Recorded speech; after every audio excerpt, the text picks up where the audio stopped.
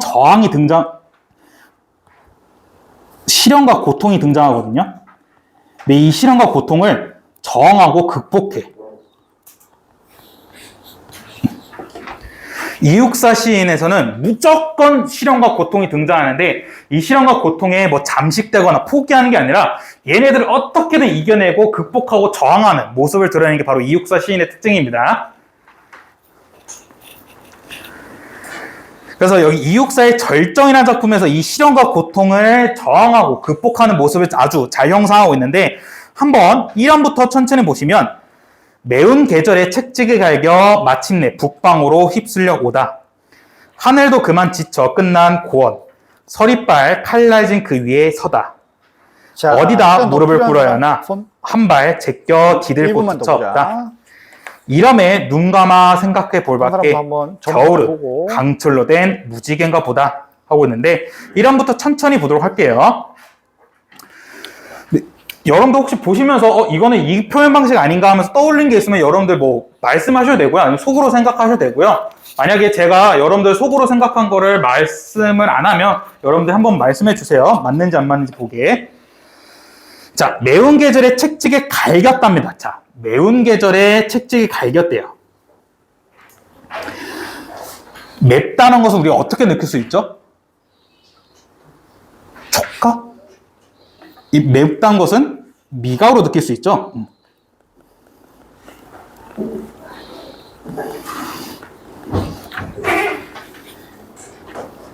그 다음에 책찍이 갈겼답니다. 우리는 책찍을 어떻게 갈기면 어떻게 느끼냐면 얘는 촉각으로 느끼죠.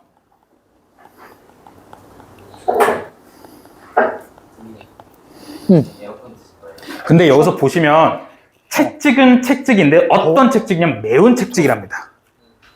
이게 무슨 표현 방식 같아? 채찍이 채찍인데 매운 채찍이래. 근데 매운 미각적이고 채찍은 촉각적. 지금 앞에 있는 매운이 18페이지 1번에 뒤에 있는 채찍을 꾸며주고 있죠. XX. 그럼 2번에 1번. 무슨 표현 방식? 3번에 1번. 그렇지. 공감각적 심상. 4번에 3번. 5번에 1번. 다 맞은 사람. 오케이. 네. 책찍이 책찍인데 마치 책찍이 맛처럼 느껴졌기 때문에 1번, 촉각에 4번에 3번, 5번에 미각화. 1번. 오케이. 이것도 같이 한번 보자. 다시 한번 매운 계절에 책찍을 갈겼답니다. 매웁다란 것은 미각적이고 책찍은 촉각적 이미지인데 책찍인 책찍인데 어떤 책찍? 매운 책찍이랍니다. 그렇기 때문에 앞에 있는 미각적 이미지 매운이 뒤에 있는 촉각적 이미지 책찍을 꾸며주고 있기 때문에 공감각적 이미지를 쓴 거고 그 다음에 마치 촉각적 이미지 책찍을 맛처럼 미각화했기 때문에 촉각의 미각화가 체크할 수 있겠습니다. 이렇게 하잖아. 그치? 이 충은 옆에 써있듯이 매운 계절과 책찍이란 건 다 신학, 시련, 고통, 탄압 이런 것들을 얘기하고요. 대상. 임금이나 매운 계절에 책찍이 갈겨 북방으로 휩쓸려 왔다라는 겁니다. 북방이란 것은 극한적 상황인데 효는 뭐야? 대상이 부모님이잖아. 부모님에 대해서 공경하고 수평적인 느낌이 큰 거예요. 열의 대상은 뭐냐면 이게 왜 북방이 수평적인 느낌의 강한 극한적 상황이냐면 북방이 어디냐? 북방은 우리나라의 기준 북방은 만주거든요. 네, 실제 만주로 가면 만주의 끝이 없대요. 그러니까 만주 이렇게 만주 벌판이 이렇게 있으면 사람이 이렇게 있으면 어느 정도 끝이 있어야 저기가 끝이구나 갈 거 아니야. 근데 만주에 실제로 그 벌판이 있으면 끝이 어딘지 안 보이는데. 그렇기 때문에 끝없이 뭔가 있어 보이는 거야. 그래서 이 사람들 느끼기에는 이 사람이 책찍을 맞춰서 북방으로 왔어. 북방으로 왔는데 이 북방으로 왔는데 와 여기 뭐 끝이 없네 하면서 수평적이라는 게 쭉 기다란 거죠. 이 수평적으로 되게 극한 상황을 느끼는 겁니다. 와 뭐 아무것도 없네. 끝도 없어 하면서. 절개가 뭐라고? 변치 않는 마음. 그것도 외워놔. 그래서 마침내 이 수평적 극한에 휩쓸려 온 거고요. 휩쓸려 왔다는 걸 통해서 이 사람이 화자가 요 가짜는 오고 싶어서 온 게 아니죠. 근데 보통 이러면은 판소리 사설, 판소리 대본에서 요 표현. 그러니까 이 사람이 북방으로 도망쳐 온 게 아니라 계속 누가 책찍을 때려서 야! 그래서 착 때려서 이 사람이 어쩔 수 없이 북방으로 오고 싶어서 온 게 아닙니다. 체크해놔. 판소리 개소설이라고 되어 있지, 동그라미하고. 자, 판소리 개소설은 그 뭐냐면 다음에 하늘도 원래는 그만 지쳐 끝난 고원. 판소리. 고원이란 것은 극한적 글만 상황이긴 한데 이건 정확하게 수직적 이야기하자면은 상황이거든요. 판소리 사설이 되는 거지. 판소리의 대본.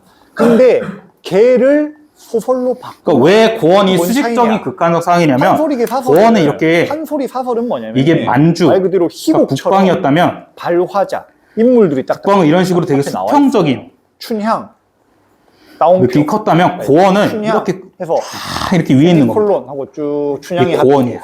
그다음에 고원인데 하늘도 그만 지쳐 끝났대. 하늘이 여기 있는 거예요. 근데 구름이 이렇게 여기서는 있으면 뭐야? 이 화자가 여기 서 있는 거예요. 바꿨잖아. 소설 구조. 그러니까 이 사람한테는 지금 이렇게 수직적으로 서술을 하고 또 중간중간 인물의 극한 상황을 느끼겠죠. 정말 꼭대기에 있으니까. 이해갔지? 딱 그 차이야. 자, 보자. 그만 지쳐 끝난 고원. 소설로 서리빨 칼라진 그 위에 서 있다는데 서리빨 칼라진 그 위라는 것은 되게 위태로운 상황을 얘기하겠죠. 한문으로 적은 거. 국한문, 혼용본 등 100여 종이 넘는 이본은 뭐냐면 이자가 다를 이자야. 이게 뭔 소리냐면은 이 연려 춘향 수절가 우리가 흔히 알고 있는 이제 소설 중에 춘향전이 있잖아. 그다음에 여러분들 이거 하나만 더 체크하실 것 조금 같은데 다른 건데 보통 서리빨이란 말을 언제 쓰죠? 있겠지. 근데 이게 작자 미사 서리빨이란 말은 언제 쓰지 우리가? 옛날부터 이것도 마찬가지야. 원래는 서리빨을 언제 쓰냐면 눈이 서리빨처럼 내린다 할 때 서리빨이라고 하거든요. 그래서 서리빨이라는 거는 눈의 이미지도 갖고 소설이 있어요. 되는 건데 이게 전국에 눈은 유행을 어떤 하는 계절에 내리죠? 전국에 이게 유행을 겨울에 하니까 내립니다. 지금 같으면은 우리가 영화 같은 것도 넷플릭스 올리면 전국에 서리빨 칼라진 그 위라는 것은 눈이란 되게 어떤 계절 작가가 소설 책을 눈이라는 겨울 그러면 요 눈을 책을 통해서 똑같이 겨울의 이미지를 체크할 수 인쇄돼가지고 있고요. 전국 전 세계 그러니까 엄청나게 한국 위태로운 거죠. 같은 걸 눈도 보고 엄청 내린데 옛날에 칼날 그 그때 탁짝 세우는데 거기에 아슬아슬하게 서 있는 거예요. 없잖아. 그러니까 엄청나게 위태로운 상황을 보통 강조하는 거죠. 이 책을 복사하려면은 책을 보고 그다음에 어디다 무릎을 꿇어야 하나 한 발 제껴 디딜 곳조차 보고 없다라고 하는데 근데 그런 여러분 보통 과정에서 무릎을 언제 꿇죠? 이 베껴 적는 사람이 자기 생각을 넣는 거야. 윗사람한테 꿇거나 아니면 재밌을 혹시 것 종교 다니신 분들은 그럼 내용이 싹 교회 다니신 분들은 무릎 꿇는 게 그러면서 뭐야? 구원을 빌 때 하는 거죠. 이 다른 스토리에 물론 전체적인 맥락의 스토리는 똑같은데 살짝 어디다 무릎을 꿇어야 되나? 어디다가 내가 구원을 빌어야 되나? 근데 무릎을 꿇고 구원을 빌어야 되는데 한 발 제껴 디딜 곳조차 없다는 거야. 얘는 구원을 빌 수 없다는 거죠. 자, 됐고. 그래서 그 갈래 중에 하나고 원래 약간 정통. 그러니까 이 사람이 너무 힘드니까 그 칼날진 그 위에서 무릎을 꿇고 이렇게 빌고 싶은 거야. 제발 하늘이시여 나의 이 고통을 끝나게 해주세요 해야 되는데 지금 이 사람이 이렇게 한 발 제껴 디딜 곳조차 없는데 어떻게 무릎 꿇고 구원을 빌겠어요. 그러니까 내가 너무 위태로운 사랑이어서 그래서 구원을 빌어서 이 위태로운 상황 극복하고 싶지만 너무 위태롭기 때문에 구원조차도 빌 수 없는 거예요. 그러니까 엄청나게 위태로운 거죠. 10분. 그래서 여기까지 보시면 엄청난 시련과 고통을 보여주죠.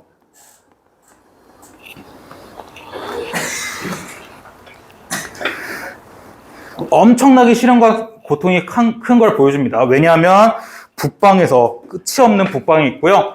그 다음에 또 끝도 없는 고원에 있고, 근데 그 고원에서도 눈이 엄청 내리는 칼날진 그 위에 서 있고요.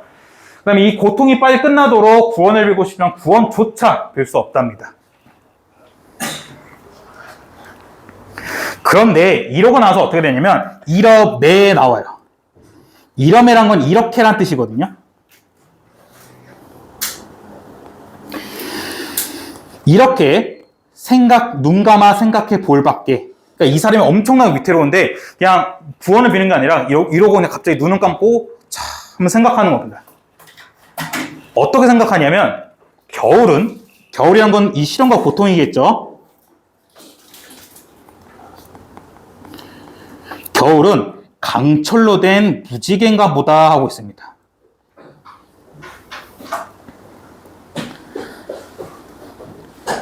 혹시 맨 마지막 무슨 말인지 알겠어요? 겨울은 강철로 된 무지개인가 보다 하는 말이? 이게 무슨 말이냐면 여러분 무지개 언제 뜨죠? 그치, 비가 다 끝이고 나서 나온 거지. 그 무지개란 것은 눈이랑 비가 끝이고 나서 나온 거거든요. 근데 우리 아까 눈이랑 비 같은 게 좋은 거랬어, 나쁜 거랬어? 나쁜 거랬지. 왜? 서리빨 칼라진 그 위에 있다니까. 그러니까 이 화자한테는 눈이란 건 되게 고통인 거야. 근데 이 눈이 그쳐야 뜨는 게 바로 무지개거든요. 그래서 무지개란 것은 시련과 고통이 끝났다는 거예요.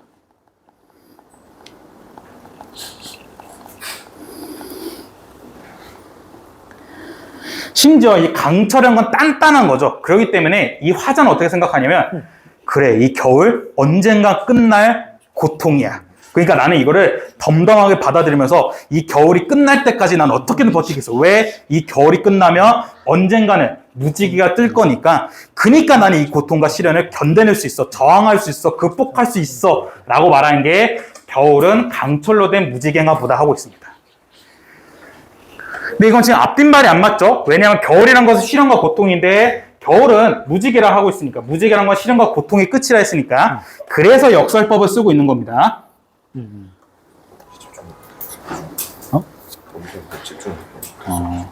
그 다음에 이거 하나 더 체크하시면 좋은데, 뭐뭐 간 무지개인가 보다 할 때 이 뭐뭐 보다는 추측의 표현이죠. 보라, 잠깐만. 그러니까 화자가 당당하게 그래, 겨울은 무지개야 라고 말한 게 아니라 겨울은 무지개인 것 같아 라는 식으로 추측을 하고 있습니다. 보라. 그래서 보시면 이러매 전까지는 엄청난 시련과 고통을 얘기하는데 이러매 뒤로는 극복을 이야기하고 있습니다. 그렇기 때문에 이렇게 이러매가 바로 시상의 전환을 볼 수 있어요. 몇 문제 없어.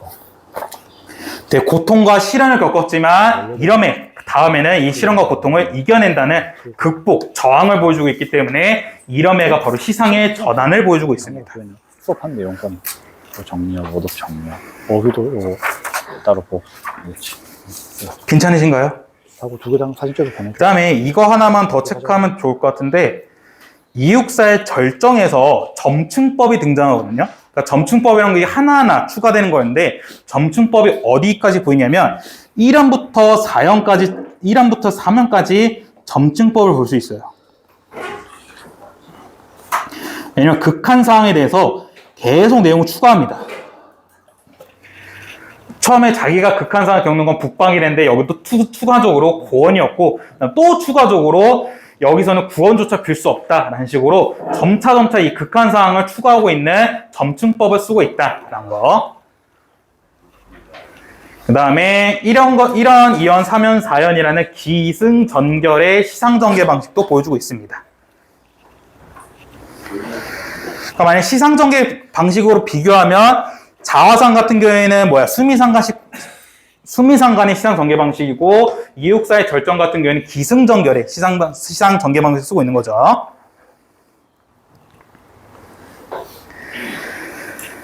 네, 그 다음에 그 밑에 자화상과 절정의 비교인데 자화상 같은 경우에는 종결함이 뭐뭐 씁니다와 같은 고백적인 어조를 쓰고 있다면 절정 같은 경우에는 뭐뭐 다를 통해 대단정적인 어조를 쓰고 있습니다. 그러니까 단정적이라는 건 좀 단어 바같이 딱 잘라서 말하는 느낌인데 그래서 단정적인 어조를 쓰고 있고요. 태도 같은 경우에는 자화상은 성찰적 태도를 보여주고 있다면 이육사의 절정 같은 경우에는 극복하고자 하는 의지적 태도를 보여주고 있다는 점. 그래서 얘네들도 꼭 기억해 두세요. 얘네들 차이점도 시험에 나오니까. 그래서 얘네들이 시험에 어떻게 나오면 자화상을 가라 하고요. 절정을 나라 해요. 그래서 가는 나와 달리 고백적인 어조를 쓰고 있다. 이런 식으로 나오고요. 혹은 나는 가와 달리 의지적 태도가 드러난다. 이런 식으로 문제가 출제되니까 꼭 기억해 두세요.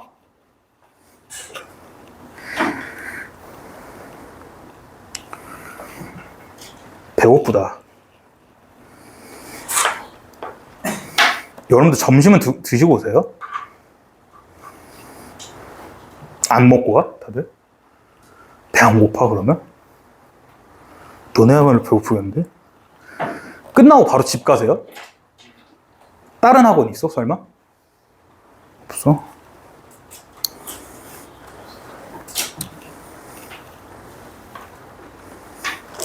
다음 주에 뭐라도 먹을까?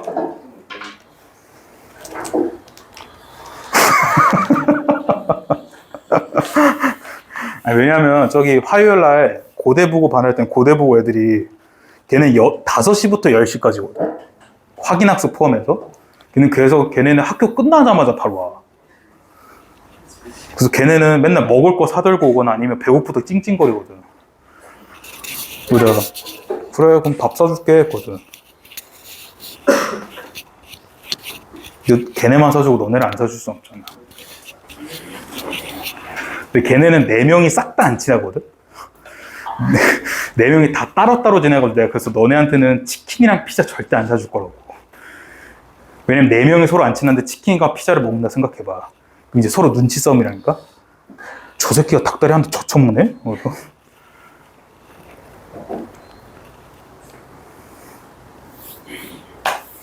자, 이육사의 절정, 이거 특징만 한번 보고 마무리할게요.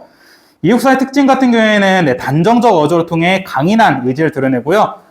역설적 표현을 통해 주제의식을 강조하고요. 상징적인 시어가 많이 쓰였는데 상징적 시어는 뭐냐면 이런 겨울 같은 거. 겨울, 매운 계절 같은 거.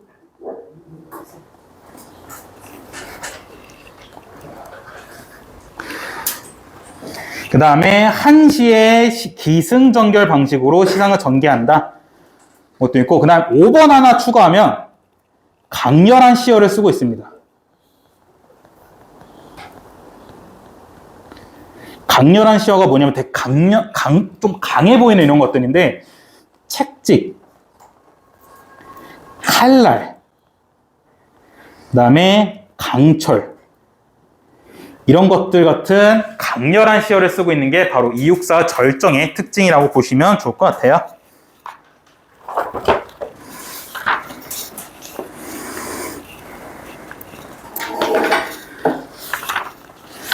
네, 그래서 9페이지, 10페이지까지 보시고 잠깐 쉬는 시간 드릴 텐데 빠르게 볼게요. 9페이지의 확인 문제. 여러분들 그때 한번 풀었던 문제인데 이 작품에 대한 설명으로 적절한 것인데 답만 빠르게 넘어갈게요. 답은 3번이었죠. 시상 전개에 따라 화자의 심리가 변하고 있고요. 1번에 계절의 변화는 찾아볼 수 없었죠. 대신에 계절은 드러났었죠. 자화상에서. 그쵸? 기억나시죠? 계절 드러나는 게 가을이 있다 했기 때문에 계절적 이미지 혹은 계절은 나와 있었습니다. 근데 대신 계절의 변화가 없었어요. 그 다음에 어조의 변화를 통해 애상적 분위기 조성하고 있던 건데 어조 변화 없었죠. 계속 고백적인 어조, 성찰적인 어조를 사용하고 있었고요.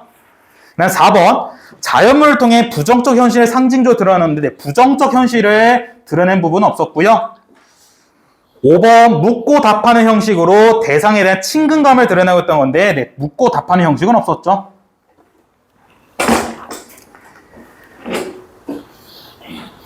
친근감은 솔직히 말해 좀 세무 표시해야 될 것 같아요. 친근감은 아예 없다고 하기엔 좀 그렇고 친근감은 좀 그냥 세무 표시만 하면 될 것 같아요. 그렇다고 완전히 있는 건 아니고요.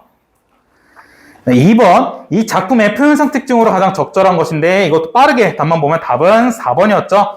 유사한 시어와 시구를 반복적으로 사용하여 의미를 강조하고 있다는데 이거는 이연과 유견에서 볼 수 있었죠. 자, 같이 한번 보자. 1번 청각적 이미지를 통해 계절감을 환기하고 있다는데 청각적 이미지가 없었죠. 근데 앞에서 다시 말씀드렸던 것처럼 계절감을 환기하는 건 있었습니다. 왜냐하면 가을이 있었기 때문에. 2번 의인법. 의인법이라는 것은 사람이 아닌 것을 사람처럼 표현한 건데 의인법 찾아볼 수 없었고요. 그 다음에 3번 말의 차례를 바꿔 예찬적 태도를 부각하고 있다는 건데 말의 차례를 바꾸는 건 도치법이었는데 도치법 찾아볼 수 없었고 그다음에 예찬적 태도 역시 찾아볼 수 없었고요. 그 다음에 서리법 사용한 것도 없었습니다. 3번 이 작품의 보기의 설명에 해당하는 소재를 이음절로 쓰시란 건데 자아성찰의 매개체를 해주고 내면에 비추는 사물은 우물이었었죠. 그다음에 4번 이 작품 자화상과 이육사의 절정에 대한 설명으로 적절하지 않은 걸 찾아라 라는 건데 답은 3번이었습니다. 나는 절정은 가와 달리 화자가 처한 현실을 긍정적으로 형성하고 있나요? 아니죠. 부정적이었죠. 자, 춘향전은 전체 1번 자화상은 절정과 달리 고백적 어조를 통해 화자의 정서 드러내는 거 맞고요. 2번 자화상은 절정과 달리 열거법을 통해 자연의 조화로운 질서 보내주는 거 맞고, 4번 절정은 자화상과 달리 역설적 표현을 사용한 거 맞고요. 그 다음에 5번 절정은 자화상과 달리 단정적 어조를 통해 의지적 태도를 드러내고 있다 맞고요. 그래서 여러분들 4번 같은 문제가 4번 같은 문제가 여러분들 학교 시험에 나옵니다. 상태같이 그냥 비유를 한 거고, 이리저리 건너가서 여봐라 얘 춘향아 부르네. 부르는 소리에 그 다음에 10페이지는 여러분들 한번 복습할 겸 한번 여러분들 하시면 됩니다. 정신을 놀리느냐. 얘야 말 마라. 일이 났다. 일이라니 무슨 일. 사또 자제 도련, 사또의 아들이지.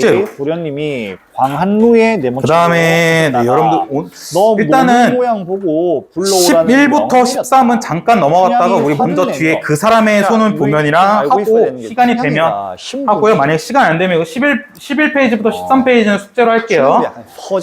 네, 지금 4시 8분인데 10분 쉬어서 20분까지 쉬었다가 20분부터는 그냥 쉬는 시간 없이 5시 반까지 쭉 할게요. 그러니까 뭐야, 얘가 양반이 아니야. 얘는 또 특이야. 여자인데. 알겠지? 양반이 아니야. 그러니까 뭐야, 요 사또자제 도련님에 해당하는 이몽룡은 그냥 오리지널 양반이야.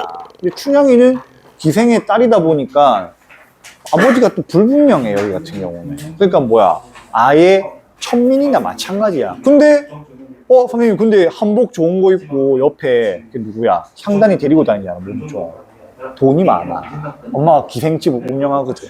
술집을 좋은 걸 운영해. 그러니까 돈이 많아서 그런 거야. 신분이 양반이 아니야, 춘향이는. 그러니까 봐봐, 방자랑 지금 서로 맘먹잖아. 네가 하잖아. 양반 아니라고.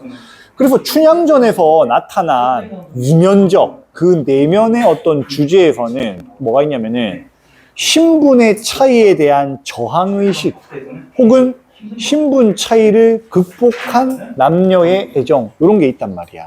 왜? 이때 당시 조선시대에 신분 제도가 있었기 때문에 거기에 대한 서민들의 저항의식이 여기 나타났다, 이렇게 본단 말이야. 이해 갔지?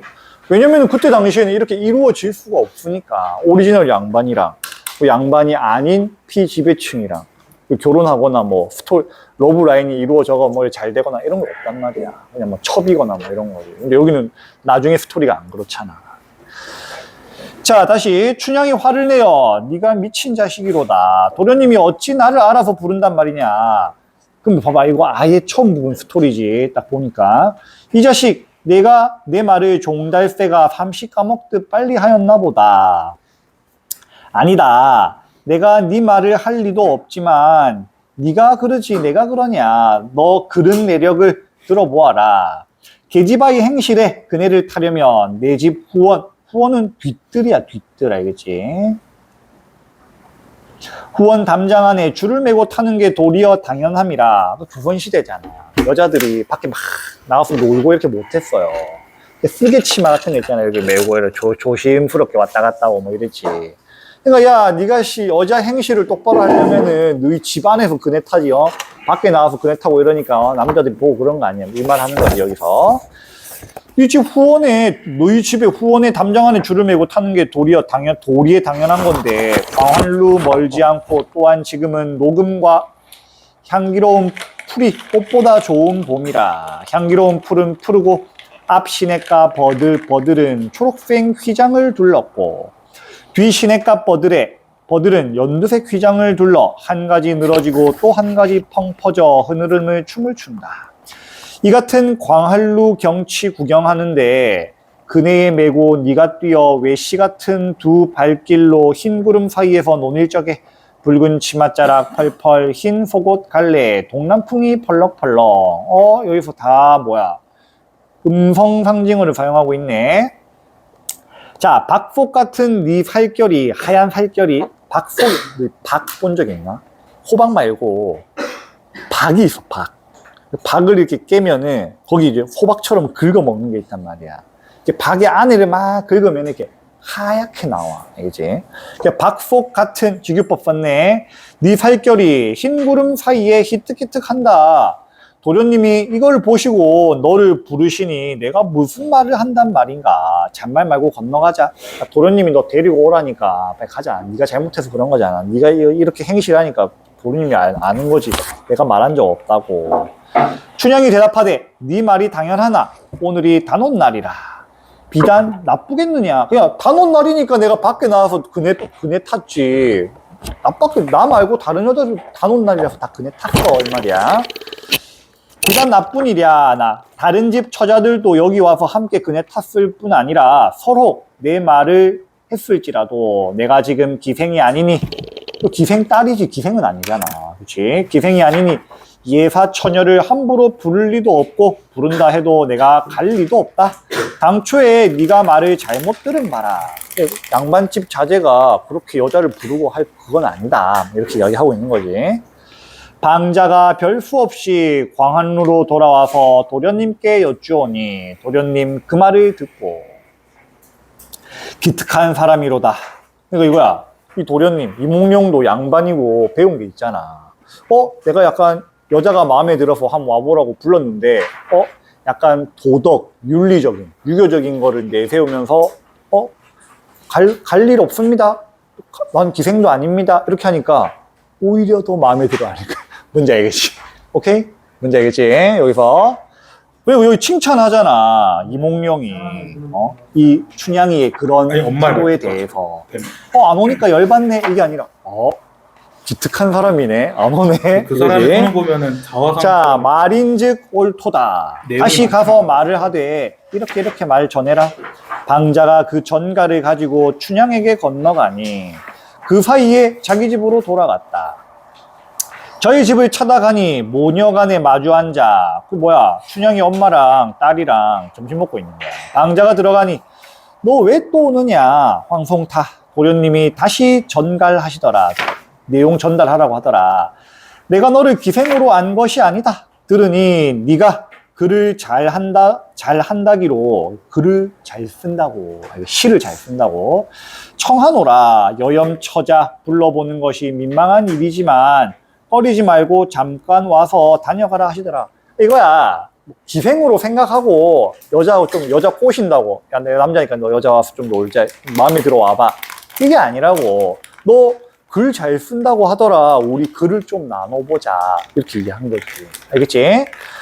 춘향의 너그러운 마음에 염분이 되려고 그런지 갑자기 갈 마음이 난다. 서술자가 서술한 부분이지.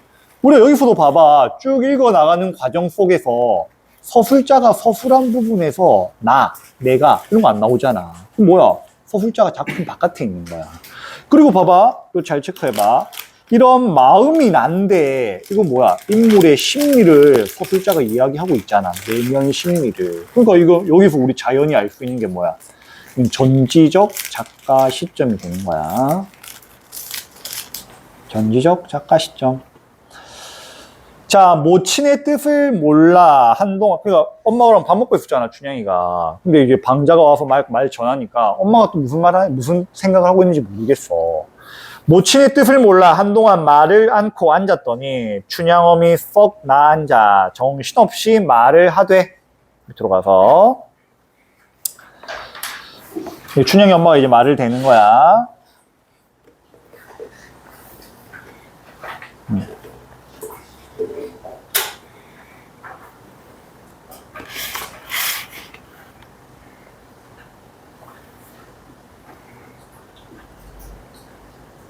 자, 꿈이라 하는 것이 모두 허사는 아니로다.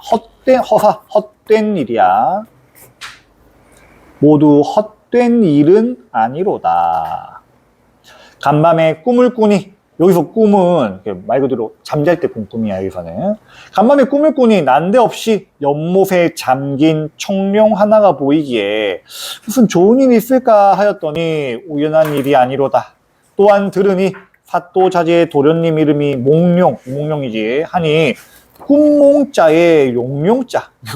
꿈에서 용을 봤잖아. 그러니까 이몽룡이야. 몽룡 신통하게 맞추었도다. 그나저나 양반이 부르시는데 아니갈 수 있겠느냐. 잠깐 다녀오너라. 허락한 거지. 이게 왜 좋게 보는 거야. 이거지. 이 춘향이 어머니 입장에서는 자기 기생이야. 또 딸도 기생의 딸이야. 기생은 안 시키고. 돈이 많으니까 이제 기생은 안 시키고 있지만, 기생 딸이야. 그럼 나중에 해봤자, 같은 천민 출신이랑 결혼하거나 이럴 수밖에 없잖아. 근데 이제 양반이 불러. 그러면은 어떻게 보면 한편으로는 신분 상승의 계기가 될 수도 있잖아. 그리고 춘향이 엄마 입장에서는 이걸 긍정적으로 보는 거지. 그리고 꿈꾼 게, 좋게 현실로 펼쳐지는구나. 이렇게 생각하는 거지. 자, 춘향이가 그제야 못 이기는 모습으로 겨우 일어나 어머니가 또 이야기하니까 광활루로 건너갈 때 대명전 대들보의 명맥이 걸음으로 양지마당의 시암탉 걸음으로 흰물의 바다에 금자라는 걸음으로 달같은 태도 꽃다운 용모로 천천히 건너간다. 월나라 서시가 배우던 걸음걸이로 흐느르르 건너온다. 도련님, 난간의 절반만 비켜서서 극히 바라보니 춘향이가 건너오는데 광활루 가까이 온지라. 도련님이 좋아라고 자세히 살펴보니 요염하고 정숙하여 그 아름다움이 세상에 둘도 없는지라. 얼굴이 빼어나니 청강에 맑은 강에 노는 학이 설월 달인데 밤에 달이 이렇게 있으면은 눈이 내려서 눈이 달빛이 비치는 거예요. 설월. 자, 눈 내리는 달에 비친 것 같고 흰 치아 붉은 입술이 반쯤 열렸으니 별도 같고 옥도 같다. 연지를 품은데 연지는 여자들이 시집갈 때 빨간 거 이거 칠하는 건데 옛날에는 요즘에는 약간 여자들이 아름다움의 기준이 미백, 얼굴 하얗고 이런 거잖아. 근데 옛날에는 핏기가 있어야 돼. 핏기. 약간 붉은 기운이 있어야 돼. 그래서 홍안이란 표현을 쓰는데 붉을 홍자에 얼굴 안자를 써서 홍안이란 표현을 쓰는데 이게 미인의 기준이야. 옛날엔 잘 먹어야 돼. 옛날엔 못 먹으니까 뭐야 얼굴이 허해진단 말이야.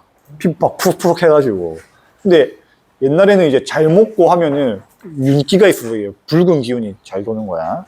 여기서도 뭐야 연지를 품은 듯 얼굴이 이제 붉고 자줏빛 치마 고운 태도는 석양에 비치는 안개 같고 푸른 치마가 영롱하여 은하수 물결 같다.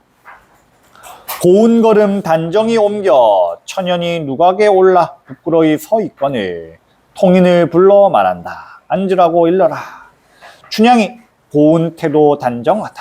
앉는 거동 자세히 살펴보니 갑비가 내린 바다 흰 물결에 목욕 제국 제기하고 앉은 제비가 사람을 보고 놀라는데 별로 꾸민 것도 없는 천연한 절대 가인이란 표현을 아름다운 사람을 가인이라고 해.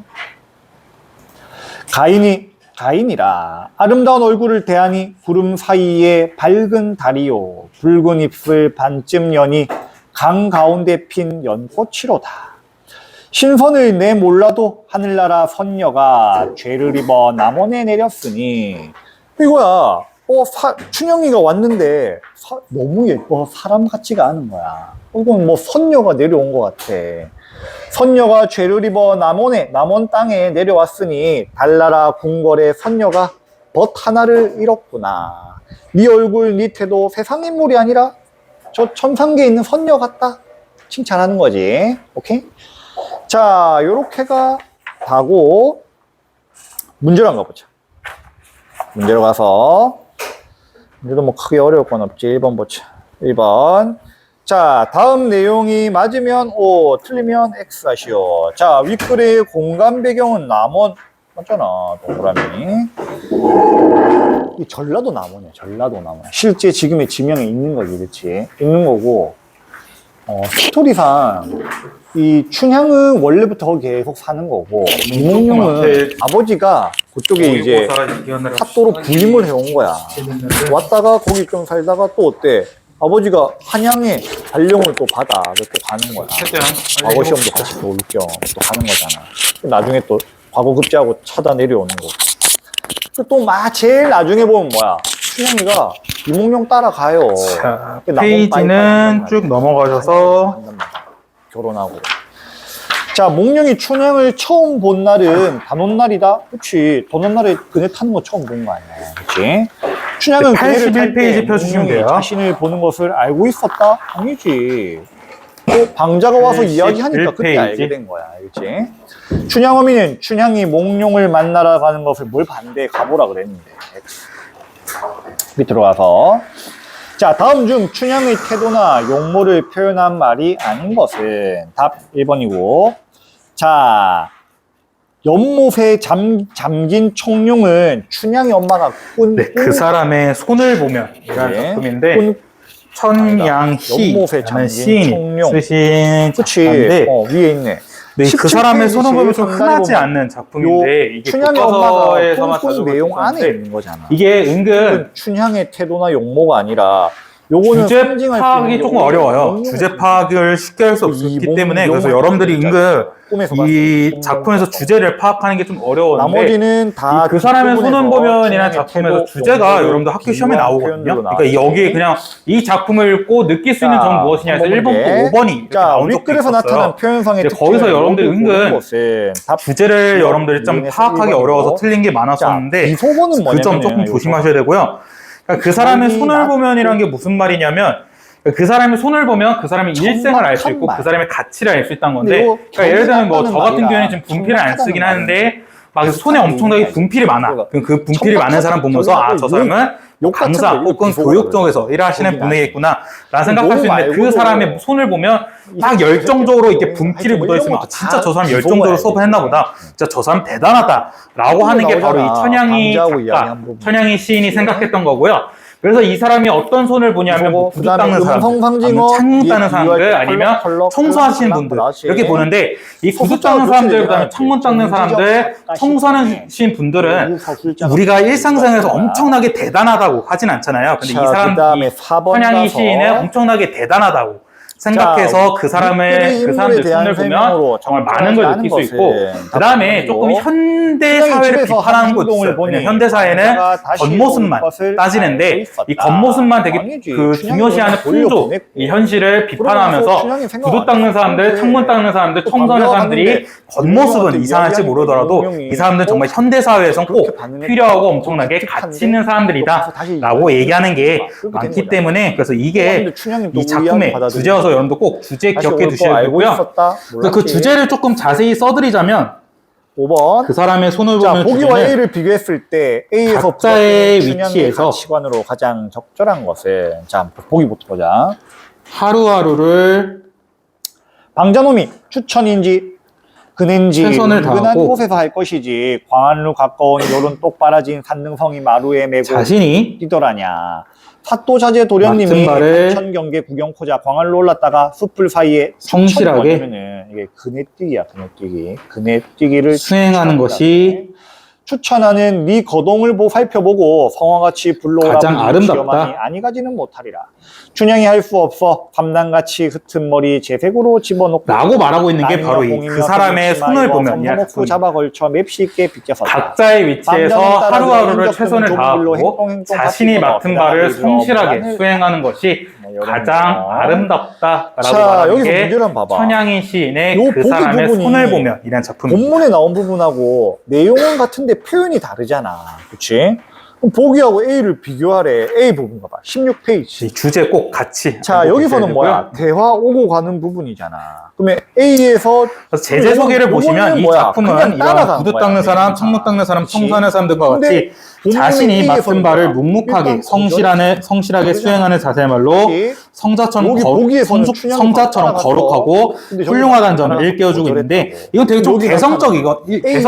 일반적인 생각이 아니죠.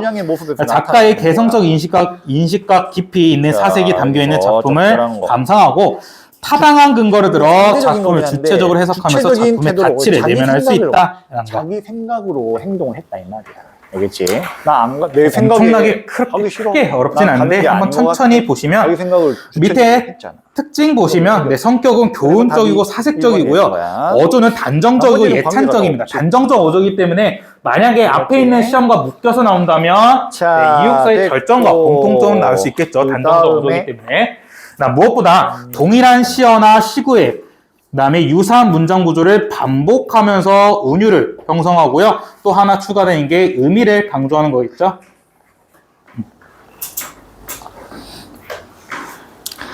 그 다음에 대조적인 시어나 시구를 제시하여 주제를 부각한다 라는 점도 체크하시면 좋을 것 같고요. 교과서 한번 펴보자. 이거야. 네, 그 다음에 이 작품에서 가장 좀 중요하게 봐주셔야 하는 게 이 밑에 해제 부분인데, 없는 사람.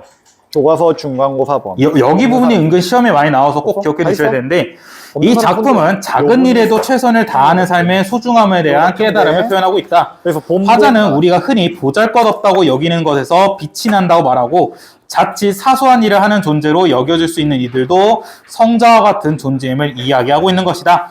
이러한 화자의 깨달음은 외적인 측면을 중시하는 풍토가 만연한 오는 날의 현실을 되돌아보게 한다는 점에서 의를 찾아볼 수 있다라는 거. 의라는 것은 가치 혹은 중요성이란 말입니다. 소설의 개념적인 부분은 작품이 달라져도 계속 반복해서 나와. 그러니까 그 사람의 보면이란 그 사람의 손을 보면이란 작품이 왜 가치가 있고 왜 중요하냐면 우리한테 외적인 측면을 중시하는 풍토가 만연한 오는 날의 현실을 되돌아보게 한다는 점에서 가치와 중요성이 있기 때문에 우리 이 작품을 잘 봐야 된다라는 거. 네, 그다음 81페이지 맨 마지막에 작품을 감상하는 방법인데 이거 여러분들 기억하시겠죠? 작품을 감상하는 방법은 총 4가지가 있었는데, 그러니까 시의 내적 요소, 작품 내적 요소만 따지는 거니까 이 시에서는 어떤 운율이 있고 어떤 표현 방식을 썼는지를 체크하는 게 바로 내재적인 방법 혹은 절대적 방법이었죠. 절대론적 방법.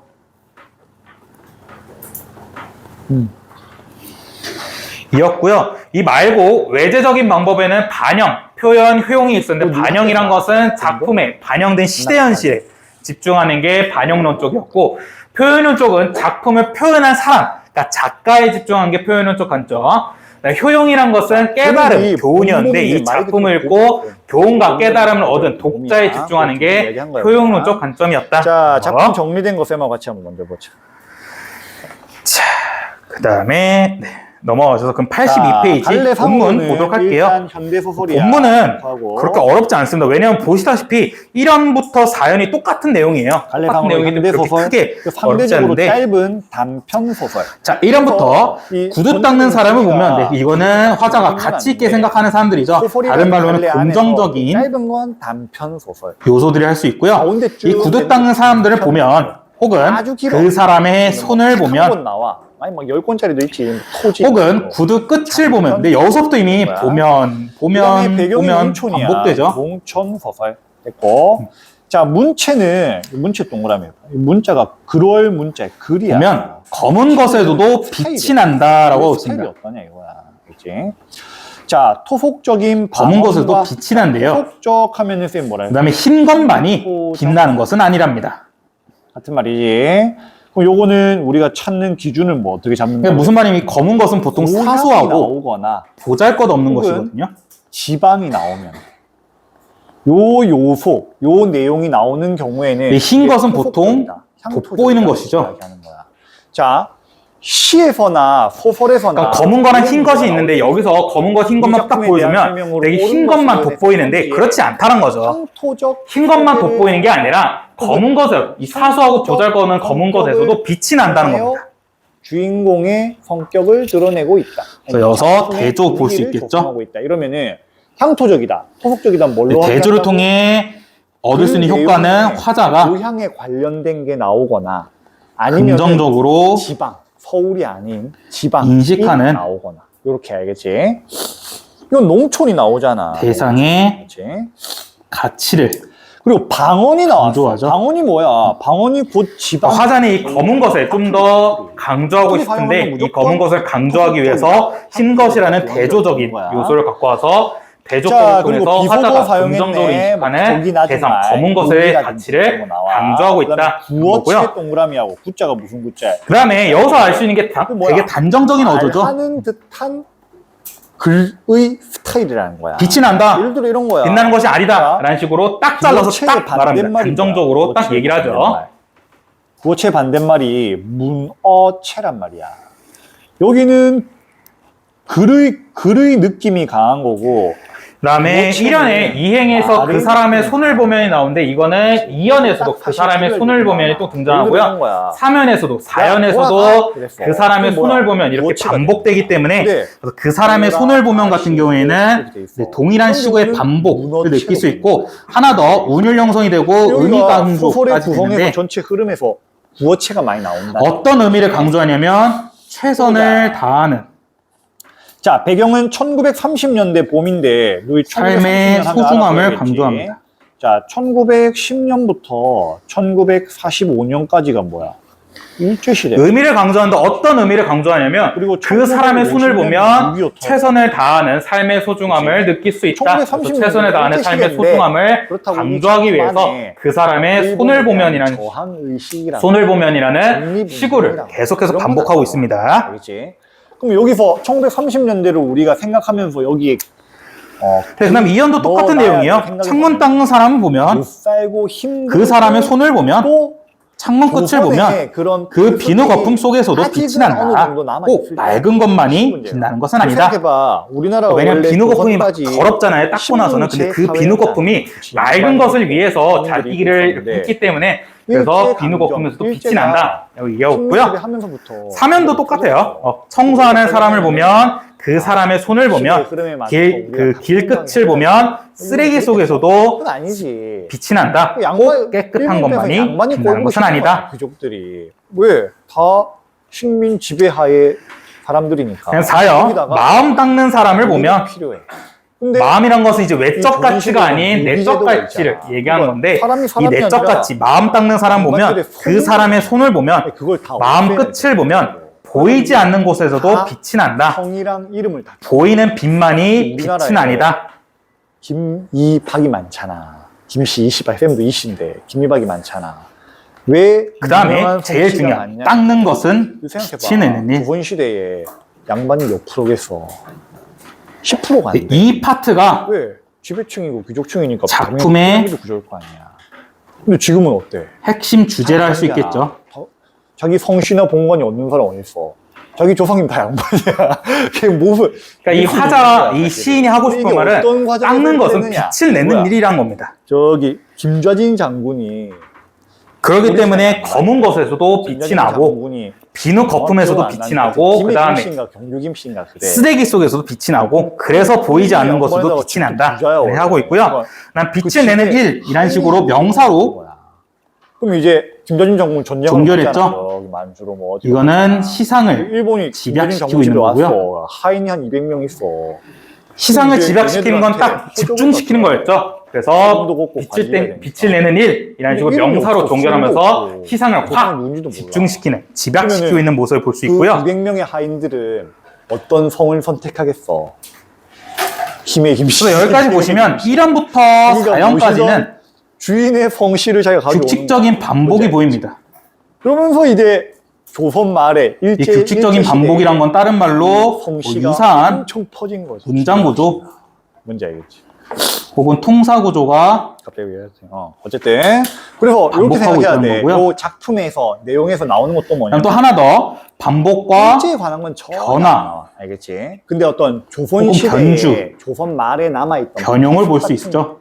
어떤 머슴 일제장은 법적으로는 없는데 아직 남아있을 거 아니야. 그런 게 나온단 말이야. 이해갔지?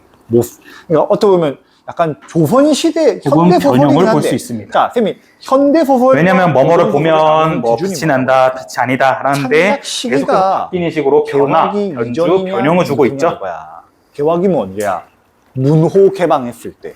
딱 일제시대 직전이란 말이야.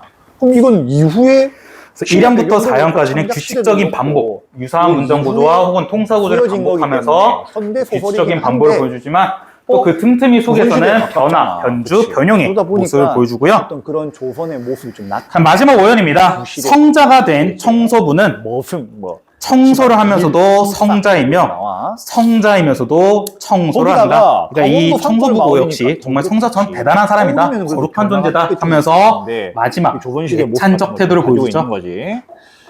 자, 향토적이고 해학적이라는 거는 웃음의 요소를 가지고 있는 거지. 마지막 청소부를 막 성자처럼 예찬하고 있죠. 전지적 작가 시점. 아니다. 전지적 작가 시점이 아니라 요거는 시점이 1인칭, 이쪽은 1인칭 주인공 시점이에요.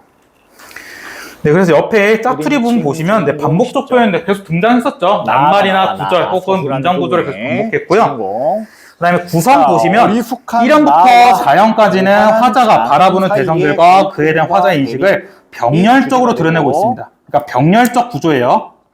자, 요거는 우리 작품 보면서 보면 되고 밑으로 쭉 가서 그러니까 하나 이런 식으로 병렬적으로 보여주고 있고요. 자, 나는 마지막 5연에서는 이런 대상들이 지닌 가치를 집약적으로 제시하는 시상을 마무리하고 있습니다. 어떻게 집약적으로 죄송합니다. 그 말이 꼬여서 어떤 식으로 가치를 집약적으로 제시하고 있냐면 성자라고 딱 집약적으로 딱 제시하고 있는 거죠.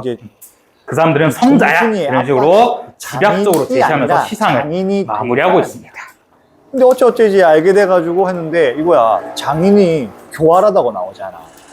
이 나가 애가 착하고 순진하고 일도 잘하고 그래서 크게 어렵지 않았던 작품이었고요. 우리 집에 일 좀 해라 이거야. 농사 일이나 뭐라 이런 거. 질문 있으실까요? 품삯을 줘야 될 거 아니야. 지금으로 치면 월급 한번 문제 풀어보면서 한번 같이 보도록 할게요. 어떻게 하느냐. 83페이지. 네, 먼저 여기 짜투리 문제 이것만은 꼭 이것부터 보시면 안 주고 그냥 이 작품은 교훈적 성격이 강하죠.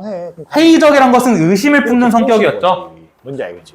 그리고 이 어리숙한 그다음에 이 작품에서는 동일한 시어와 유사한 죄송합니다. 유사한 문장 구조를 반복하고 있고요. 자기 식구 일을 한 거 다 내 거 될 거잖아. 또 화자는 청소부를 성자처럼 거룩한 존재를 연기고 있고, 일단 여자의 이 작품에서는 닦는 행위에 왜 결혼하고 싶어? 의가 부각된다 해서 맨 마지막 그 1연의 4연의 맨 마지막에 닦는 것은 빛을 내는 일 이런 식으로 의를 부각시켰고요. 따르면 20대 후반. 5번 화자는 특정한 개인에 대한 자신의 인식을 드러내고 있다라는데 특정한 개인이 아니었죠. 그것도 더 그러니까 특정한 개인이란 뭘 하려면 결혼 안 한 사람도 많지. 사승훈 씨 이래야 돼. 쌤 친구들은 웬만큼 결혼했는데 쌤 주변 딱 특정한 누구를 한 명 가리키면서 사승훈 씨는 10대인데도 결혼한 사람 많아. 사승훈 씨의 손을 보면 사승훈 씨는 성자라 이런 식으로 나오는 게 특정한 개인에 대한 자신의 인식인데 그렇지 않고 이건 불특정한 다수죠. 다수에 대해서 청소하는 사람, 구두 닦는 사람 이렇게 불특정한 다수에 대해서 얘기하고 있기 때문에 틀렸고요. 5번 비누 거품과 상반되는 시어를 가진 것은 쓰레기다. 아니죠? 같은 의미죠. 노동력이 필요하기도 하고 또 대를 이어야 하기도 하고. 그래서 뭐야? 얘도 10대 둘 다 10대야 10대. 결혼할 때란 말이야.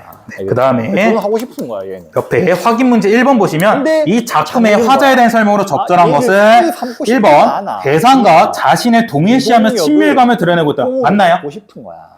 딸을 어디가 틀렸죠? 무슨 말인지 알겠지? 동일시하지 않죠. 쭉 나타나는 게 요 소설의 전체. 친밀함을 드러내고 있습니다. 근데 그 과정. 왜냐면 예찬하고 있으니까 결국엔 끝에는. 알겠지? 2번 대상이 처한 현실에 대해 안타까운 끝이라고 맞나요? 보지는 못하지만 안타까워하진 않았죠? 하기도 한다. 그런 부분이 중간중간 나오고. 3번 대상에 대한 사색을 통해 깨달은 삶의 가치를 전달하고 있다. 자, 맞나요? 정순이가 장인의 딸이야. 이렇게 야무지고 단돌하나 적극적이나 덜렁거린다. 나를 두 번 사색이란 건 생각 이런 것들인데 이 세 사색을 통해 깨달은 삶의 가치. 깨달은 삶의 가치가 뭐였어? 동지 동그라미. 이게 뭐냐면은 홀레에 대한 하는 거였고 시에서 나온 결혼을 하고 싶은 말로 쓰면 자 본문에서 빛이 내는 행위다. 나를 깨달은 가치를 얘기했죠. 나도 4번 대상의 긍정적 속성과 부정적 속성을 균형감 있게 제시하였다. 뭔지 알겠지? 이게 틀린 게 어디에 틀렸냐면 부정적 속성이거든요. 주의하셔야 될 게 대존이 있었어요. 대존이 있었는데 그게 여기서 말하는 대상이 누구야? 여기서 말하는 대상은 청소하는 사람들, 구두 닦는 사람들, 창문 닦는 사람들인데 그 사람들의 부정적 속성을 보이지 않았죠. 이거 주의하셔야 됩니다. 여기서 말한 대상들은 그런 그 세 사람들이에요. 그 세 사람들의 부정적 속성을 보이지 않았어요. 시옷 바르면 안 되지. 부정적 속성. 자, 마련 하나. 정작 다툼이 벌어지자 아버지 편에 드는 이중적인 태도를 본다. 5번 대상에 비추어 자신의 내면을 성찰하고 이를 솔직하게 고백하고 있다. 이런 모습 찾아볼 수 없죠. 자, 계산적이고 교활하며. 그래서 계산적인 건 뭐야? 선생님이 얘기했잖아. 공짜로 노동력을 획득하고 싶다. 2번 보기와 관련하여 이 작품을 감상원으로 적절하지 않은 걸 찾으랍니다. 보기 보시면 시에서는 반복적 표현이 활용되는 경우가 많은데 비슷한 소리나 같은 낱말의 반복, 음절수나 호흡 단위의 반복, 문장 구조의 반복 등이 이에 해당한다. 이러한 반복적 표현의 규칙성은 안정감과 미적 쾌감을 느끼게 하며 시적 인상을 더욱 깊게 하고 주제를 부각하기도 한다 하고 있는데 이거는 빠르게 답만 보시면 답은 5번이었습니다. 여백의 또 젬필 1형과 4형의 마지막 행을 같은 소리로 끝맺음함으로써 작품의 주제를 더욱 선명하게 부각하는 효과가 있다 하는데 이건 어디가 틀렸죠? 대체적으로 누구야? 양반이지. 양반이 직접 1형과 4형의 마지막 행을 같은 소리로 끝맺음함으로써 주제를 선명하게 부각한답니다. 이게 틀렸거든요. 어디가 틀렸죠? 마을에 있는 그렇지. 4형은 어떻게 끝났어? 사람한테 땅을 빌려줘. 4형 같은 경우에는 이게 누구야? 소작농이. 1로 소작농이 뭐야? 명사로 남의 땅에서 연결했죠. 농사 짓는 사람을 소작농이라 그래. 그렇지? 근데 요 그러니까 나머지 1형부터 3형까지는 아니다, 알려주는 아니다로 이렇게 마무리했는데 4형만 무슨 1로 명사로 종결했죠. 그렇기 때문에 틀린 겁니다. 동인의 소작 요거 해? 이런 거 이제 해주는 거야. 양반이 그것까지 안 괜찮아? 하니까. 여기 말은 그다음 3번. 이 시에서는 무슨 어조를 사용했냐면 단정적 어조를 썼거든요. 오케이? 이런 거야.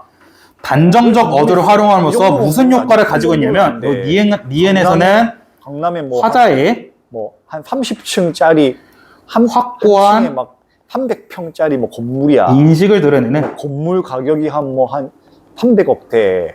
그 건물 주인이 효과를 지니고 있거나 아니면 또 다른 답은 뭐가 있냐면 자기 사무실이 주제를 관리 거기 뭐 화장실 고치러 가겠다 안 할 거 아니야.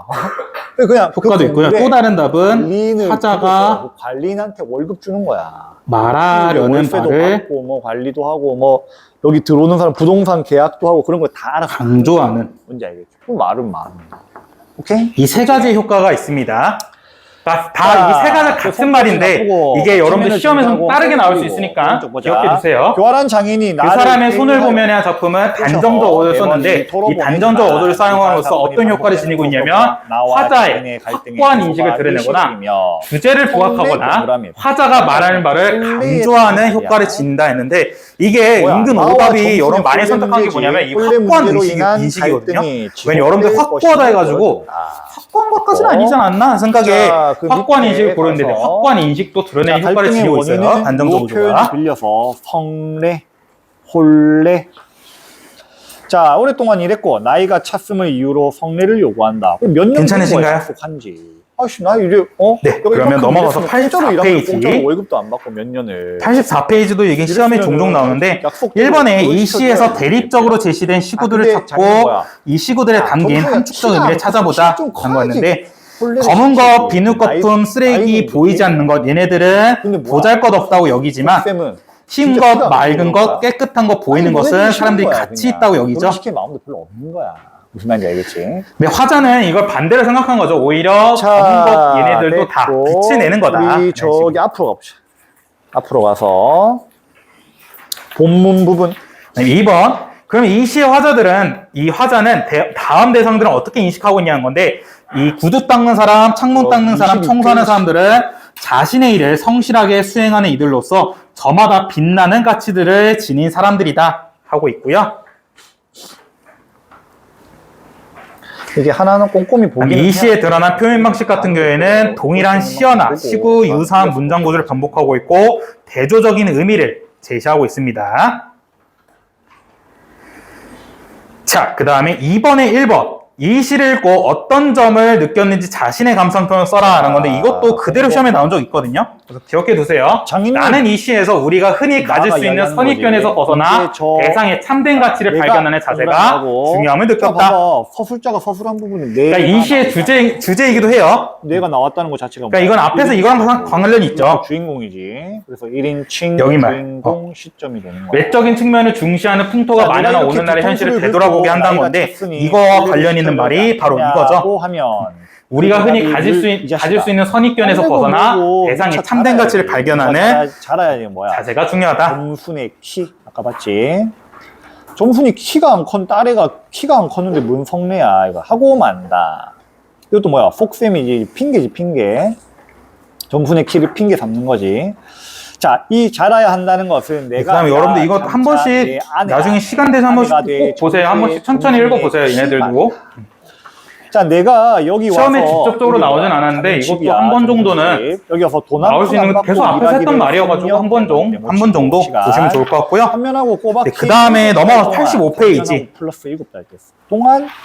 동안을 했다. 네, 이거 비평문은 같이 읽을게요. 왜냐면 비평문도 그대로 시험에 나온 적이 있어서 비평문 한번 같이 읽어보면 언제나 잘하는 겐지 짜증 영문을 그러니까 이 작품에 대해서 이제 독자가 평가를 내린 거거든요. 어땠냐면 천양희 시인의 그 사람의 손을 보면은 우리가 흔히 지나치기 쉬운 것들에도 빛나는 가치가 담겨 있음을 일깨운다.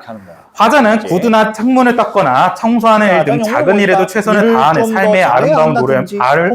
삶의 아름다움을 노래하고 있는데 특히 검은 것, 비누거품, 쓰레기 등 흔히 사람들이 보잘것없다고 여기거나 선호하지 않는 것으로도 빛이 난다라고 한 점에서 개성적 인식이 돋보인다. 이 시는 형식적 측면에서도 통일성이 돋보이는 짜임새 있는 구조로 주제를 잘 부각하고 있다. 1연부터 4연까지는 병렬적으로 제시하고 있고 5연에서는 이를 종합하여 이들이 성자처럼 거룩하고 훌륭함을 말하고 있다. 또 각 연에서 동일한 시어나 시구, 유사한 문장 구조를 반복하여 전체적으로 운율감이 잘 느껴지며 흰 것, 검은 것 등의 대립적 이미지를 반복적으로 활용하여 전달하고자 하는 바를 강조하고 있다. 오늘날 우리 사회에서는 물질적 가치나 성과, 외모나 높은 지위 등 외적인 측면을 중시하는 풍조가 확산되고 있다. 시인은 이러한 현실을 반성적으로 돌아보며 우리에게 보이는 빛만이 빛은 아니며 보이지 않는 것에도 빛이 난다고 힘주어 말하고 있다. 이 시를 읽고 선입견에서 벗어나 대상의 참된 가치를 발견하는 자세가 중요함을 깨닫게 되었다. 앞으로는 내 주변 사람들의 손을 그리고 그들의 소중한 마음을 찬찬히 키가 무럭무럭 자라는 줄만 알았지. 부패기 키로 벌어지는 몸도 모로만 옆으로만이야. 벌어지는 몸도 있는 것을 하시면 될 것 같고요. 누가 자, 그 다음에 넘어가서 86페이지 확인 문제 한번 보도록 할게요. 자, 때가 되면 네, 보기의 설명을 참고할 때 이 작품을 감상하는 방법이 구별되는 사람인데, 보기 보시면 문학 작품을 감상하는 방법 크게 내재적 방법과 외재적 방법을 나눌 수 있다. 내재적 방법은 시어, 운율, 이미지, 표현 방법, 구성 등 작품 내적인 요소만을 고려하여 감상하는 반면에 후자, 외재적 방법은 현실, 작가, 독자 등 작품 외적 요소들과 관련해 작품을 감상하는 방법이다. 네, 영진이가 말합니다. 대조적 의미를 지닌 시구를 제시함으로써 작품의 주제를 부각하고 있다. 이건 무슨 관점이죠? 보통 이거잖아. 과거에는 남성 중심 가부장제. 그렇죠. 내재적, 절대론적 관점이죠. 하게 되면은 여자가 남자 집으로 가요. 시집살이 하죠. 2번. 삶에 대한 사색을 담은 시들을 다수 창작한 작가의 시적 경향이 엿보이는 곳. 이거 무슨 관점? 그렇지. 작품을 표현한 작가에 집중했죠. 예를 들어서 3번. 물질적 가치를 우선시하는 오늘날의 사회 풍조가 작품 창작의 한 배경이 되겠군. 무슨 관점? 이유가 뭐 본다거나 이런 경우도 있잖아. 그런 경우에 대릴 사위라고 할 수 있는 거야. 4번. 독자로 하여금 어떠한 삶이 가치 있는 것인지 되돌아보는 점에서 의의가 있고. 무슨 관점? 할 뿐더러 이건 교육론적 아무것도 아니다. 와서 왜 독자에 집중했기 때문에. 5번. 작가의 또 다른 작품인 참 좋은 말과 비교하며 공통적으로 교훈적 성격을 엿볼 수 있고. 무슨 관점? 주인공이란 말이야. 자기가 직접 이야기를 하고 있는 표현론적 관점이죠. 왜냐면 작가에 집중했으니까. 그걸 모르고 할 때 여기 나오지. 나의 성격이 직접 제시하는. 그럼 2번부터 4번은 외재적 관점인데 1번만 내재적 관점, 절대론적 관점이죠. 그래서 1번에 1번. 언젠가는 하도 많이도 깝깝해서. 자, 요거 체크하자. 언젠가는 메모치고 시간의 역전. 2번 문제 은근 여러분들 시험에 나오면 어렵게 틀렸거든요. 한번 보시면 이 작품과 보기에서 공통적으로 이끌어낼 수 있는 바로 적절하지 않은 것인데, 보기 보시면 김 씨는 세계 여행을 계속하면서도 네팔을 응원하는 각국 사람들의 메시지를 영상으로 담았다. 그리고 기금을 마련하기 위해 10,000원 이상 기부하면 자신이 찍은 여행 사진을 엽서로 만들어 보내지는 모금 활동도 하였다. 결과는 기대 이상이었다. 그는 네팔로 다시 돌아가 모금액으로 로젠이 다니는 학교에 무너진 도서관을 새로 지어줄 수 있었다. 김 씨는 그러다가 배달일과 갑자기 지게차 이렇게 운전을 하던 나 같은 사람들도 시간이 거꾸로 꿈을 이룰 수 있다는 것을 시간이 보여주고 역전됐다고. 싶었다라며 내 자, 꿈을 요런 통해 구성을 누군가에게 소설에서 도움을 줄 수 있을 때 뭐라고 가장 기뻤다라고 하였다. 해적 라는 건데 구성이다. 지금 이 보기와 그 사람의 손을 보면과 또요 공통적으로 이끌어낼 수 있는 바가 무엇이냐는 건데 시간 흐름대로 1번 쭉 누군가에게 가는 거를 유익한 이야말로 보람된 일이겠군. 구성이라. 2번 말만 그거 잘 번지르르 구별해야지. 하는 것보다 뭘 묵묵히 구별해야 돼. 실천한 자세가 우리 중요하군. 소설에서 3번 인물의 성격 크고 중에서 거창한 일이 아니더라도 이 충분히 이 뜻깊은 일이 소설 될 수 안에서 있겠군. 인물의 성격이 변해. 4번 꿈을 이루기 위해서는 다양한 일을 경험하며 견문을 넓혀야 되겠군. 5번 무슨 일을 하는가 보다 어떤 마음가짐을 하는지가 더욱 중요하고 몇 번일까요? 졸린 거예요. 그거 4번이죠. 왜냐하면 다양한 일을 경험한다는 내용은 나오지 않았죠. 잠 깨고 이게 여러분들 은근히 시험에 나오면 이거 하나하나 어렵게 잘 들어놔야 틀리더라고. 돼. 알겠지? 하나 잘 들어놓고 체크해놓고 딱딱 요거 이거야. 화장실 갔다 올 사람 갔다 와. 물 마실 사람 물 마시고 잠 깰 사람 잠 깨. 여기 수업 다 해가. 네, 그 다음에 이것도 87페이지는 한번 여러분들 복습할 겸 보시면 될 것 같고요. 자, 그 다음에 89페이지 그걸 딱딱 적용해. 엄마의 말뚝. 전부 잘 나오는 거야. 근데 보면 이거야. 대부분 수업 때문에 이야기는 네, 들었는데 엄마의 말뚝은 내가 그걸 까먹은 거야. 정말 이제 거의 정형화돼 있습니다. 여러분 학교 시험에. 듣는 어떤 게 시험에 순간은 나오면요. 대부분 이해해. 크게 어려운 내용은 아니니까. 여기 위에 괜찮아. 시험에 나오는 근데 요소 기억을 써드릴게요. 못하고 암기가 안 돼 있는 상태에서 문제를 풀면은 수업 때 들었던 첫 내용이 번째, 적용이 안 되는 거야. 서술자의 틀리고 특징 틀리고 혹은 틀리고. 인물의 특징이 나옵니다. 들을 때는 되게 주의 집중해서 들어야 돼. 무슨 말인지 알겠지? 많이 2번 졸리나? 서술상의 특징도 나오고요. 3번 그 너희 안 졸린 수업도 있어? 제목, 안 졸린 수업도 있어? 그 다음에 감상평, 그 다음에 엄마의 말뚝은 미리 는 노력을 좀 말씀을 드리지만 노력. 여러분들 이거 어휘 암기하셔야 같은 됩니다. 것도 어휘 문제 나와요. 너희 나이 때는 먹어도 돼. 좀 나중에 이제 근데 엄마의 말뚝에서는 서술자, 여 서술자는 딸이었죠. 딸 나오는데 딸 나였죠. 나의 특징과 인물, 어머니의 특징이 시험에 나오고요. 그 다음에 여기서는 지금 나가 자신의 이야기라는 1인칭 주인공 시점인데 1인칭 주인공 시점에 서술상 특징이 나오고요. 교재도 만들고 마지막 3번 엄마의 말뚝 제목의 의미는 무엇이고 엄마의 말뚝을 읽고 어떤 감상평을 내릴 수 있고 무엇보다 여러분들 여기 어휘 문제가 어디 나오면 이런 거 일어나고 요 패턴이 있잖아. 이런 게 나오는 거예요. 오후에는 귀기가 무엇인지 밤에 푹 자려고 아니면 애걸 아니면 뇌꽈리며 이런 것들이 시험에 나오거든요. 그래서 여러분들 어휘는 암기하셔야 됩니다. 물론 그런 거 스스로 만들고 내가 이때까지 이걸 이뤄야겠다 이런 게 거의 엄마의 말뚝은 여러분들 학교에서 이 부분에서 시험이 다 나와요. 데드라인이 있단 말이야. 무슨 말인지 그래서 약간 그래서 거의 한 엄마의 말뚝에서 4문제, 5문제 나오거든요. 이대로 툭툭 나와요. 서술자의 특징, 그 다음에 서술자의 특징, 제목의 의미, 어휘 문제, 감상평. 5문제 거의가 딱 나오거든요. 이 5문제를 위주로 여러분들이 공부를 꼼꼼하게 하셔야 되고요. 임금 뭐 했을 때 한 달에 한 400, 500 받고 그냥 일하는 거야. 400, 500 되게 슬프지 않나요? 엄마의 말뚝. 한 300을 받고 일하는 거예요. 네 학원비가 한 달에 100만 원 아니야? 무경부 다 들으면. 그러니까 이 엄마의 말뚝이 전쟁 소설이거든요. 전후 소설이라는데 그러니까 요즘에 결혼을 못 하는 거야. 89페이지 밑에 한 달에 분단 소설이라고 먼저 나와 있어요. 벌으니까. 그 내가 분단 소설은 소위 말해서 전후 소설이라 어떻게든 하거든요. 막 진짜 열심히 해가지고 대학도 좀 좋은 데 가고 전쟁 직후에 쓰여진 소설인데 전후 소설에서 하는 주제는 뭐냐면 그래 봐봐. 내가 전쟁의 하고 싶은 것도 참혹함입니다. 하고 남들보다 더 낫게 좀 경제적인 생활도 할 수 있을 거 아니야. 그래서 약간 걸고 해야 돼 진짜. 아니면 이데올로기를 보여줘요. 2년. 너 지금 금방 지금 뭐야? 이데올로기 남북 간의 이제 그 4월 되잖아. 이데올로기 보여주는데 11월에 수능이지. 2년 근데 전쟁의 참혹함을 동안 군인을 통해서 보여준 게 아니라 군인들의 가족을 통해서 보여줍니다. 진짜 그러니까 여기서 엄마의 말뚝 같은 경우에는 바로 이 사는 한 번씩 아들을 잃은 어머니의 모습을 보여주고 너무 빡세. 일을 진짜 아니면 많이 여기서 윤은길의 장마 같은 작품 뭐냐면 어린아이의 시선을 보여줘요. 일을 심하게 많이 시켜. 특히 윤은길의 장마가 대표적인 전후 소설이거든요. 그러니까 윤은길의 장마는 어떤 거냐면 나란 인물인데 나란 인물이 그러니까 친가가 외가가 있어. 근데 친가는 북한군이고 외가는 남한군이야. 그래서 친가 쪽 이제 친삼촌은 이제 북한군으로 활동하고 외가 쪽 외삼촌은 ROTC 남한군이었거든요. 근데 그러다가 그때까지 사이가 괜찮아서 친가와 막 전쟁 때문에 막 도망치다가 친가와 외가 사이가 괜찮았거든요. 친할머니 외할머니 사이가 괜찮았는데 갑자기 외삼촌이 전사했다는 소식이 옵니다. 그러니까 이제 외할머니가 거기서 화가 난 거야. 왜냐면 우리 아들이 죽었다니까. 그래서 산에 가가지고 이 빨갱이 새끼들아 다 뒤져봐라 이럽니다.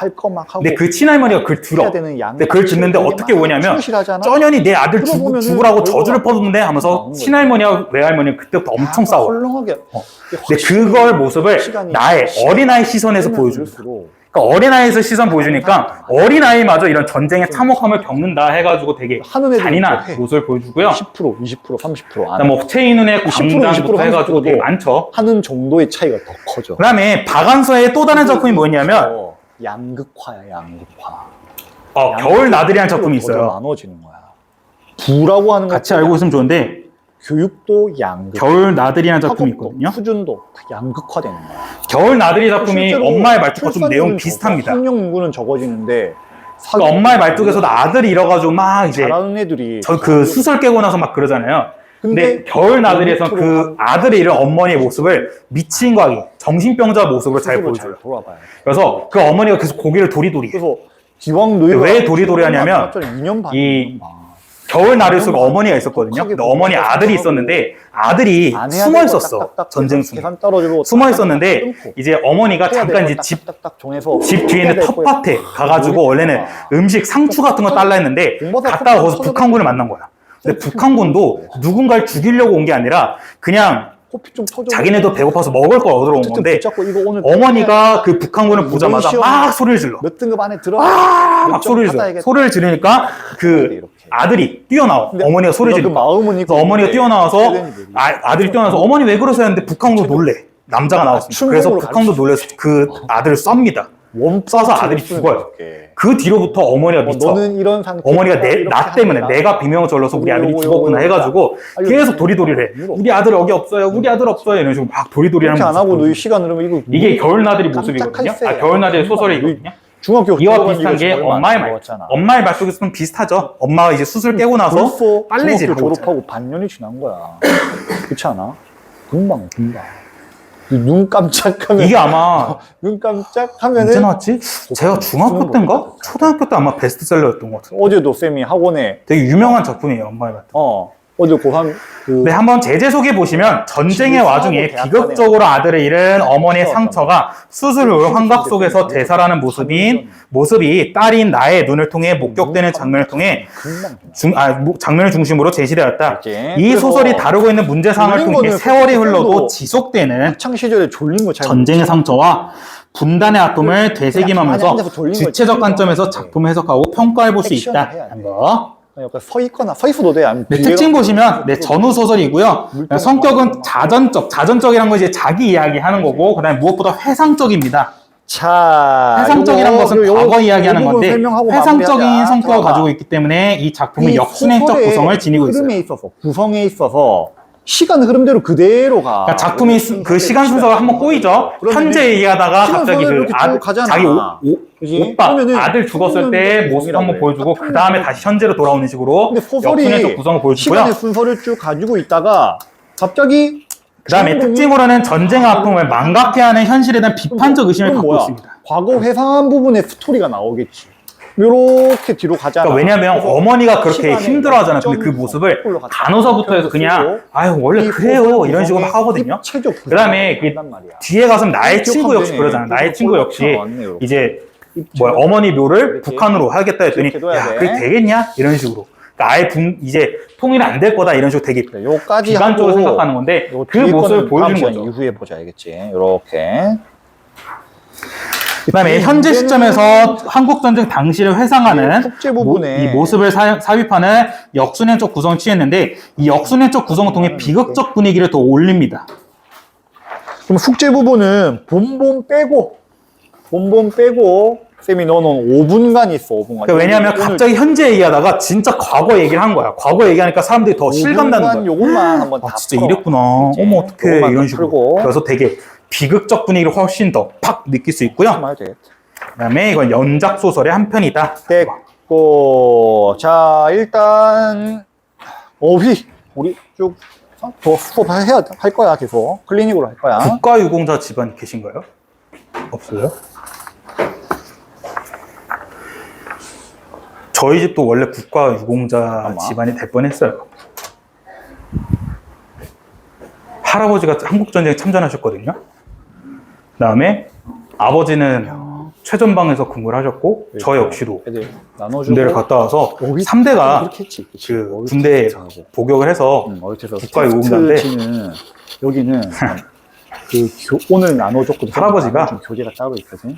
남한군이 아니셨습니다. 텍스트가 따로 있어. 보여줄게. 저희 그 고향이 이북이었거든요. 제가 사시가 파평사시예요. 파평이 또 함경도 쪽에 있는데 저희 할아버지께서 북한군에 참전하셨어요. 요게 18. 북한군에 참전하셔서 요거 탑쪽에 만들고 생각보다 빨리 잡히셨대요, 포로로. 18개 중에서 포로를 잡히셔서 확인하면 되고. 여기 뭐야? 어휘는 여기 밑에 여러분 체인의 광장 그랬을 때 광장이 이거잖아. 너 지식인인데 너 어떻게 할래? 너 북한으로 갈래? 남한으로 갈래? 중립국 갈래? 중립국. 중립국 이런 건데 할아버지한테도 여쭤봤대. 너 어떻게 할래? 너 고향이 이부니까 다시 북한 갈 거지? 할아버지가 아니요. 남한 갈 건데요. 그럼 남한 오셨대. 그리고 책상을 저 앞에 빈 책상에 앉아가지고 저희 집안은 갖고 오라 그래. 각자 제 아들이 군대를 가요. 국가유공자입니다. 오케이. 나눠줘.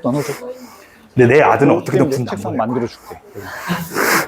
우리 집안 영영 국가유공자 안 될 거야. 오케이. 그 모의고사 시험지 없는 사람.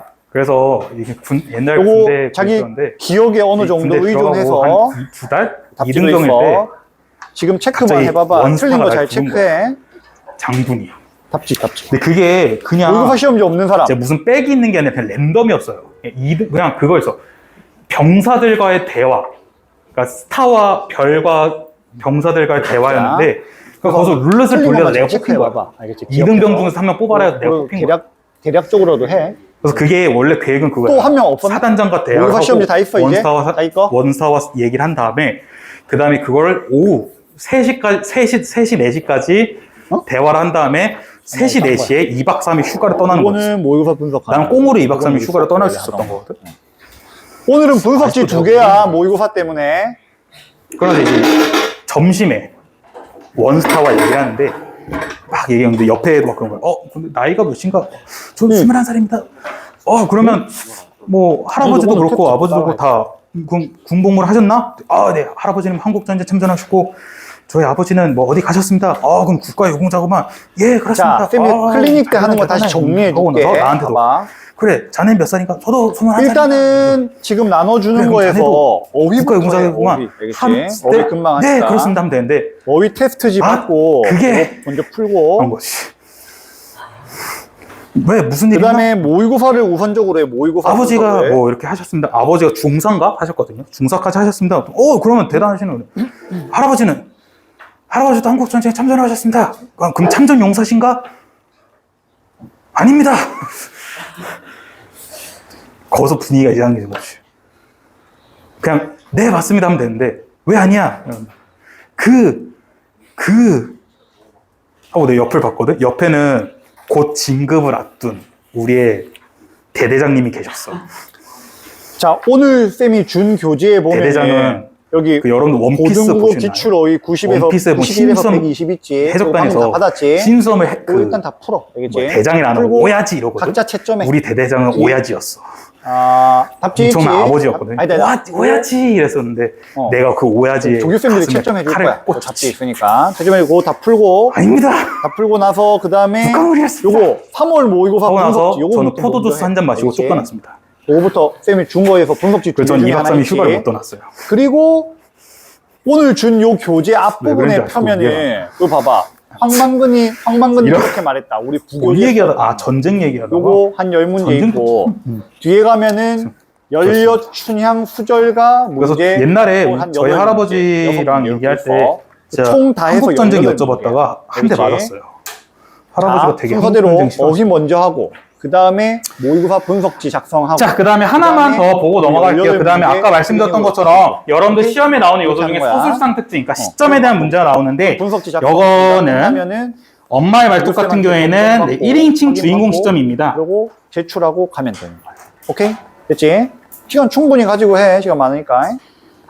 혹시나 여러분들 의아할 수 질문할 있어요. 거 아니, 하면 질문할 거 나가 바로 어머니를 질문하고. 관찰한 내용 아닌가요? 해서 1인칭 관찰자 시점일 수도 있는데, 이거는 나가 자신의 내면 심리를 서술합니다.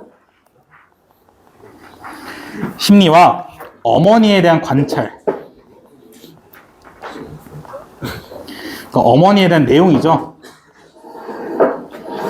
관찰을 서술하고 있기 때문에 1인칭 주인공 시점이에요. 그러니까 만약에 나가 느끼는 내면 심리를 아예 안 꺼냈으면 1인칭 관찰자 시점 될 수 있었는데, 나가 어머니를 보면서 자신이 느낀 점, 자신의 속마음을 얘기하거든요. 그렇기 때문에 1인칭 주인공 시점이고요. 글자 알아볼 수 있을 1인칭 주인공 시점이기 때문에 심리적 거리가 가까워서 그치, 맞아. 18문제야. 안 갖고 와서? 잠깐만. 우리는 서술자에게 저기 친근감을 느낄 수 있죠. 왜냐하면 나라는 인물이, 주인공이 서술자가 나의 속마음을 다 얘기하기 때문에 우리는 그 사람과 조교쌤이야, 심리적 이게. 거리가 가까워서 서술자에게 친근감을 느낄 수 오이 안 있다. 받았어? 하는 거. 있어 와봐. 오이 안 받았어?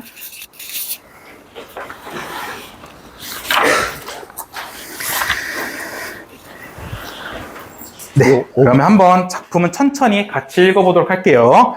90페이지. 네, 앞부분의 줄거리 간단하게 보시면요. 어느 날 외출해서 돌아온 나는 친정어머니가 눈길에서 넘어져 크게 다쳤다는 소식을 듣고 병원으로 간다. 다리 골절로 수술해야 한다는 진단을 듣고 노령의 어머니가 큰 수술을 감당할 수 있을지 걱정했지만 다행히 수술은 성공적으로 끝난다. 가족들을 보내고 홀로 병실에 남은 나는 어머니의 마취가 풀리기를 기다리다가 잠시 잠이 든다. 그 다음에 얼마나 잤는지 몹시 술렁이는 기미에 번뜩 깨어났다. 병실은 소리 없이 술렁이고 있었다. 어머니가 두 손으로 허공을 휘젓고 있었던 것이다. 그러나 무작정 휘젓는 손손질하고는 달라 보였다. 열심히 무엇인가를 하고 있는 것처럼 신중하고도 규칙적이었다. 나는 찬물을 뒤집어 쓴 것처럼 잠이 달아나 버린 것을 느끼며 화들짝 몸을 쏙붙여 우선 불 먼저 켰다. 근데 여기서 볼 수 있는 게 바로 찬물을 뒤집어 쓴 것처럼 할 때 뭐뭐처럼 직유법 쓰였죠. 비유적 표현도 볼 수 있고요. 어머니는 얼굴을 잠깐 찌푸렸지만 두 손으로 하던 일만은 멈추지 않았다. 그러니까 이게 빨래하는 모습이었죠. 이렇게 빨래에서 척척 해서 빨래 널고 막 이런 허공에 하는 모습을 규칙적으로 한 거였는데, 이 사람이 뭐라면 엄마 뭐해? 나도 모르게 어릴 때의 말투로 물었다라는 건데, 왜 이 사람이 어릴 때의 말투로 썼냐면 어렸을 때 어머니의 행동과 유사하기 때문입니다.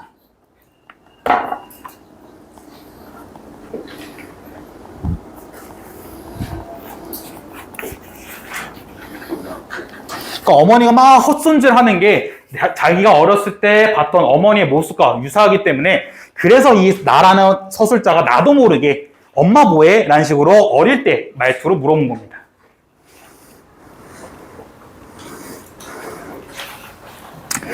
어머니가 그러죠. 보면 모르냐? 빨래를 했으면 윗도리는 윗도리, 빤스는 빤스, 양말은 양말끼리 개켜놔야지. 한 대 쑤셔박아 놓으면 쓰냐? 이제 어머니가 여기서부터 이제 알 수 있는 게 과거로 돌아간 겁니다. 의식이. 어머니의 목소리는 힘차고 또 뚜렷했다. 빨래라뇨. 좀 주무시지 않고. 여기서부터는 다시 원래 말투로 돌아오죠. 원래 말투로